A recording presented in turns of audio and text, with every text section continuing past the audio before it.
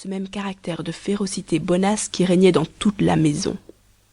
Cet homme, c'était Tartarin, Tartarin de Tarascon, l'intrépide, le grand, l'incomparable Tartarin de Tarascon. Fin de la section 1. Chapitre 1er du premier épisode. Cet enregistrement fait partie du domaine public.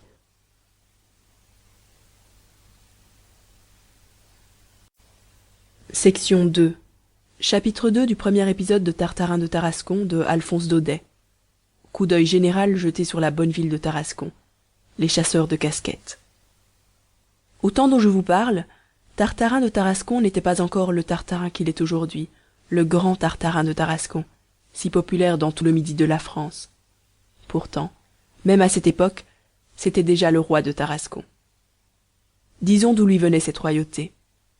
Vous saurez d'abord que là-bas, tout le monde est chasseur, depuis le plus grand jusqu'au plus petit. La chasse est la passion des Tarasconnais, et cela depuis les temps mythologiques où la Tarasque faisait les 100 coups dans les marais de la ville et où les Tarasconnais d'alors organisaient des battues contre elle.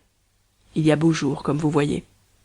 Donc, tous les dimanches matins, Tarascon prend les armes et sort de ses murs, le sac au dos, le fusil sur l'épaule, avec un tremblement de chiens, de furets, de trompes, de cors de chasse.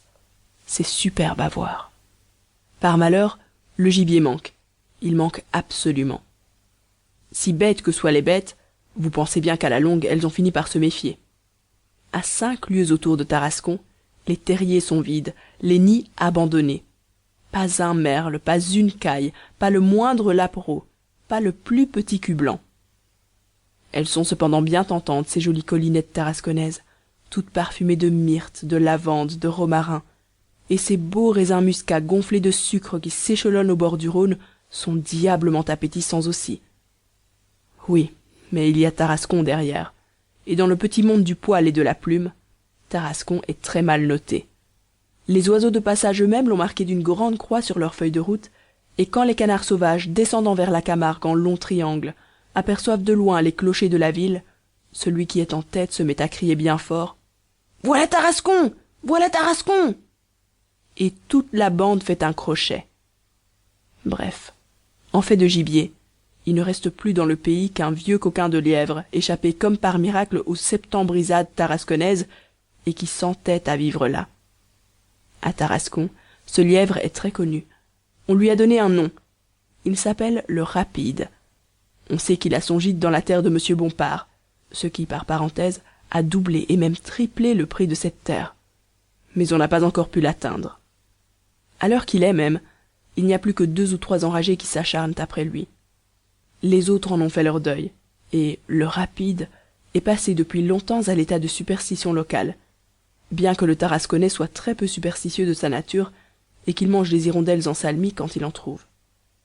Ah ça, me direz-vous, puisque le gibier est si rare à Tarascon, qu'est-ce que les chasseurs tarasconnais font donc tous les dimanches? Ce qu'ils font? Eh mon Dieu, ils s'en vont en pleine campagne, à 2 ou 3 lieues de la ville.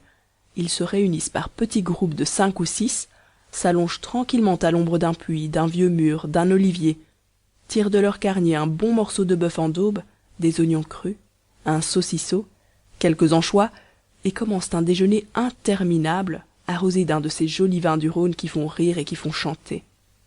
Après quoi, quand on est bien lesté, on se lève, on siffle les chiens, on arme les fusils, et on se met en chasse.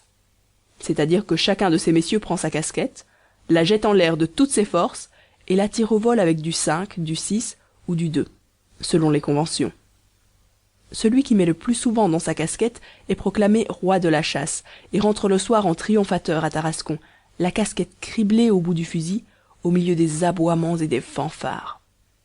Inutile de vous dire qu'il se fait dans la ville un grand commerce de casquettes de chasse. Il y a même des chapeliers qui vendent des casquettes trouées et déchirées d'avance à l'usage des maladroits, mais on ne connaît guère que Bézuquet le pharmacien qui leur en achète. C'est déshonorant. Comme chasseur de casquettes, Tartarin de Tarascon n'avait pas son pareil. Tous les dimanches matins, il partait avec une casquette neuve. Tous les dimanches soirs, il revenait avec une loque. Dans la petite maison du baobab, les greniers étaient pleins de ces glorieux trophées. Aussi, tous les Tarasconnais le reconnaissent-ils pour leur maître. Et comme